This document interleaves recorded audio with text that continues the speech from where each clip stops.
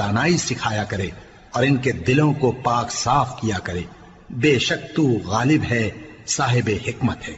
اور ابراہیم کے دین سے کون روگردانی کر سکتا ہے بجز اس کے جو نہایت نادان ہو؟ اور ہم نے ان کو دنیا میں بھی منتخب کیا تھا اور آخرت میں بھی وہ نیک لوگوں میں ہوں گے۔ جب ان سے ان کے پروردگار نے فرمایا کہ میرے فرمانبردار ہو جاؤ تو انہوں نے عرض کی کہ میں رب العالمین کا فرمانبردار ہو گیا۔ اور ابراہیم نے اپنے بیٹوں کو اسی بات کی وصیت کی، اور یعقوب نے بھی اپنے فرزندوں سے یہی کہا کہ اے میرے بیٹو، اللہ نے تمہارے لیے یہی دین پسند فرمایا ہے، تو مرنا تو مسلمان ہی مرنا۔